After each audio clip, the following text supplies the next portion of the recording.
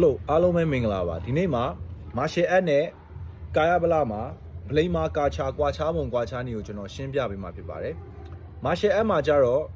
ထားပါတော့လူတယောက်ကိုခမရသွားဝေဖန်မယ်မင်းဖောင်မားနေတယ်မင်း technique အဆင်မပြေဘူးပြောရင်အဲ့လူကခမရကိုပြန်မင်းထိုးမလားဆိုခမရမထိုးရဲဘူးဆိုခမရသွားပြီဆိုတော့ဥပမာပေးရ raw tan ကိုခမရ technique မားနေတယ်ဖောင်မားနေလို့ပြောလိုက်မယ်သွားပြောမယ်ဆိုရင် raw tan ကထိုးမလားဆိုရင်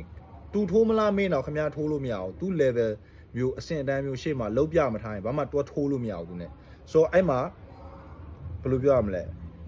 အဲ့မှာဆိုတော့ချက်ချင်း proof လုပ်လို့ရတဲ့အတွက်ကြောင့်အာချောင်းတဲ့ကောင်နဲတယ် martial art မှာ body building မှာကြာအဲ့လိုမဟုတ်ဘူးလူတယောက်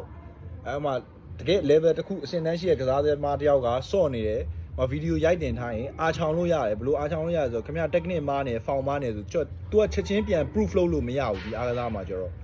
ဆိုတော့ခါကျတော့ proof လုပ်ဖို့အတွက်ကကြတော့လေအချိန်တွေအများကြီးသူ့ form မားက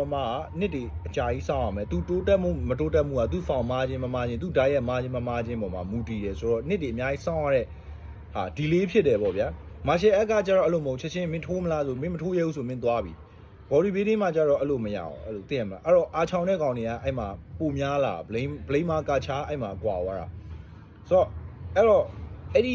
level တစ်ခုရောက်နေကစားသမားနေအဲ့အာချောင်းတဲ့ကောင်မင်းပြိုင်ပွဲတက်ဘူးလားမေးလိုက်ပြန်ရင်လေသူကပြိုင်ပွဲတက်မှာကာယဗလာလားဆိုပြီးတော့ကောင်တာပြန်လုံးလို့ရနေတဲ့အတွက်ကြောင့်မလို့ဆိုတော့ blame လို့ကောင်းလေအဲ့ဒီအားကစားတစ်ခုမှာစောက်ဆရာကြီး site နဲ့ကောင်တွေပုံများလေပဲဆိုတော့အဲ့ဒါကကျွန်တော်